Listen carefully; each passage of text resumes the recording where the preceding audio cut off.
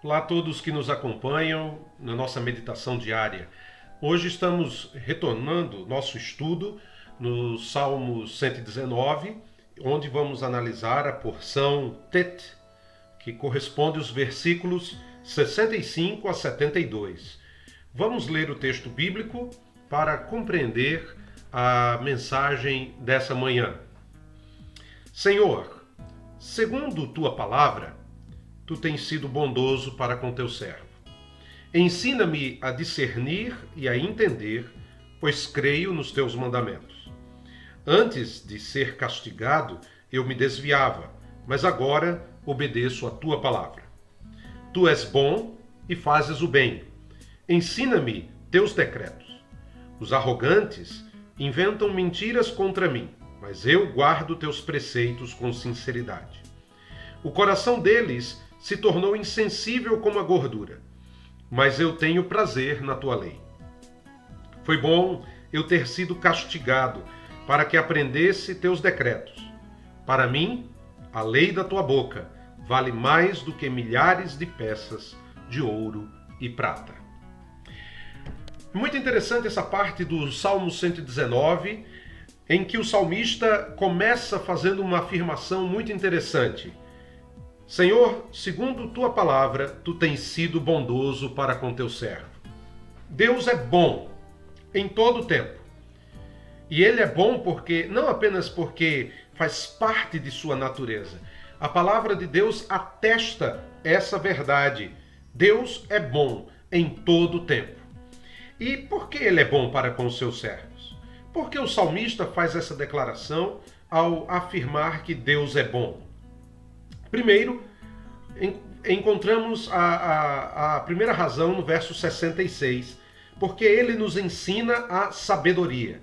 É muito interessante porque aqui no verso 66 ele diz: ensina-me a discernir e a entender, pois creio nos teus mandamentos. É interessante essas duas palavras, discernimento e entendimento. Discernir e entender. Discernir aqui tem a ver com conhecimento, com habilidade. E entendimento ou entender tem a ver com bom senso, percepção, bom juízo. A primeira coisa que vemos aqui dessa bondade de Deus é que quando Deus nos ensina a sua palavra, ele nos dá a correta compreensão das coisas. Ele nos dá a verdadeira sabedoria. A verdadeira sabedoria não está no ajuntamento de conhecimento, mas na prática do conhecimento que você já tem. É Deus quem nos ensina a discernir, a conhecer, a perceber, a ter a habilidade de ver o que é certo, o que é errado, o que é bom, o que não é bom. É Ele quem nos ensina a ter um bom senso, a percepção, um bom juízo. Vivemos dias em que as pessoas estão com muita informação, mas pouca sabedoria. Somente a palavra de Deus pode nos dar a correta percepção das coisas para que possamos, de fato, aplicar essa sabedoria à nossa vida, aos nossos relacionamentos, a tudo mais que nos interessa. Deus é bom, porque Ele nos dá a correta compreensão das coisas e Ele nos ensina o que de fato é a sabedoria. Não é à toa que a Bíblia vai dizer que o temor do Senhor é o princípio da sabedoria. A segunda razão está no verso 67. E é muito interessante essa segunda razão da bondade de Deus, descrita pelo salmista. Ele diz, antes de ser castigado, algumas traduções vão dizer antes de ser afligido, eu me desviava, mas agora obedeço a tua palavra. Deus é bom porque nos corrige. E que coisa interessante, porque aqui desviar tem a ver com cometer um erro, pecar de forma inadvertida. E ele diz que antes de ser afligido, antes de ser corrigido, ele caminhava por esse caminho de pecado, por esse desvio contrário à palavra de Deus. Deus é bom porque nos corrige. Deus é bom porque Ele nos coloca no caminho correto. Deus é bom porque Ele nos faz ver o caminho de destruição onde nós estávamos indo e Ele nos apruma de acordo com Sua palavra. É por essa razão que o salmista vai dizer nesse versículo: mas agora obedeço a tua palavra.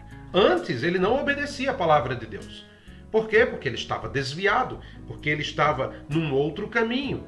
E aí Deus o aflige, Deus o corrige. Essa é a ideia de correção aqui, no sentido de que Deus o coloca no lugar certo.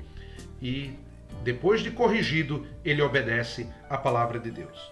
Por isso, ele no verso 68 expressa o seu desejo de ser ensinado por Deus. Tu és bom e fazes o bem. É muito interessante porque no original hebraico o versículo seria mais ou menos tu és bom e és benfeitor. Ou seja, faz parte desse caráter de Deus. Ele não reclama de Deus porque Deus o corrigiu, mas ele diz: tu és bom, tu és benfeitor. E ele diz: ensina-me teus decretos.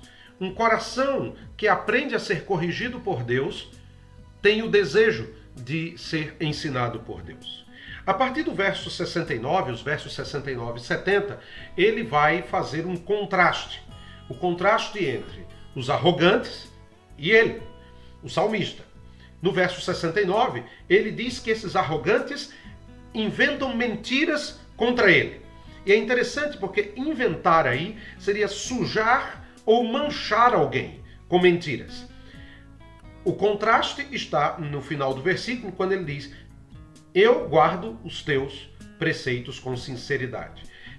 Literalmente no texto hebraico temos aqui: eu me mantenho vigilante de todo o coração sobre os teus preceitos. A sinceridade está contrastando aqui com a mentira dos arrogantes. Isso é muito interessante, porque quando nós começamos a aprender a palavra de Deus, a viver pela palavra de Deus, a ser corrigido pelo Senhor e vivendo segundo os seus preceitos, isso vai criar um choque com aqueles que não amam a Deus. E é natural que às vezes encontremos pessoas que vão, por causa do nosso estilo de vida diferente, vão tentar manchar a nossa vida. Então, você compreende muito bem quando Jesus vai dizer: bem-aventurados sois vós, quando mentindo, disserem todo mal contra vós.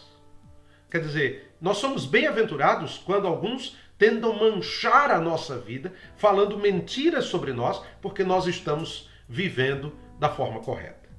No verso 70, ele mostra outro contraste. Ele diz que esses arrogantes têm um coração insensível. E é muito interessante a forma como ele coloca aqui, que ele diz: o coração deles se tornou insensível como a gordura. Duro. É interessante que insensível aqui significa sem piedade.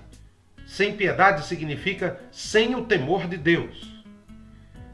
Isso contrasta com o salmista que diz: tenho prazer na tua lei. Ou seja, eu me deleito, eu me alegro na tua lei. E esse é o contraste. Enquanto os arrogantes, eles vivem contra a palavra de Deus, mantendo um coração duro e insensível, sem temor do Senhor, aqueles que amam a palavra de Deus vão ser um contraste claro e óbvio dessas pessoas. Vai fazer toda a diferença. E aí ele termina versos 71 e 72, dizendo que a correção divina transforma o caráter. Por isso é uma bênção. Olha que coisa interessante aqui. E eu quero me deter um pouquinho aqui mais sobre isso. Foi bom eu ter sido castigado. Deixa eu dizer uma coisa. Vivemos numa época e numa sociedade que parece ter medo do castigo, medo da repreensão. Se há algo que eu posso dizer muito obrigado aos meus pais, em especial minha mãe, foi por ela ter me castigado. Deus é um Deus bondoso, não somente porque nos dá coisas, mas é porque Ele também nos castiga e nos coloca no caminho certo. Porque nós não sabemos como andar. Quando eu era criança, não sabia decidir as coisas corretamente. E foi porque a minha mãe me ensinou e muitas vezes me castigou que ela me colocou no caminho certo. Às vezes nós aprendemos em meio à dor. E nós não podemos tirar a dor dos nossos filhos. Deus também não tira a dor dos seus filhos quando precisa ensinar alguma coisa. A correção é uma grande bênção. Porque, verso 71, a maior riqueza é a palavra de Deus. Para mim, a lei da tua boca vale mais do que milhares de peças de ouro ou de prata. A lei aqui é a palavra de Deus, é a Torá, é o ensinamento, é a instrução. Essa é a maior riqueza que podemos ter. A maior riqueza que você pode ter não é um carro novo, uma casa nova, um emprego novo, ou muito dinheiro. Essa teologia da prosperidade, que quer dar a ideia de que você é abençoado pela quantidade de coisas que você tem, isso é um engano. A palavra de Deus é a nossa maior riqueza. Ela é a nossa riqueza mais profunda, é a maior bênção que temos. Por isso, meu amado, deixe a palavra de Deus tratar com você. Deixe o Senhor lhe corrigir. Ele é bom. E tudo que ele fizer para você, com certeza terá um propósito maravilhoso e grandioso. Que Deus te abençoe, que você tenha um ótimo dia e que você aprenda a depender do Senhor e da sua bondade. Até mais.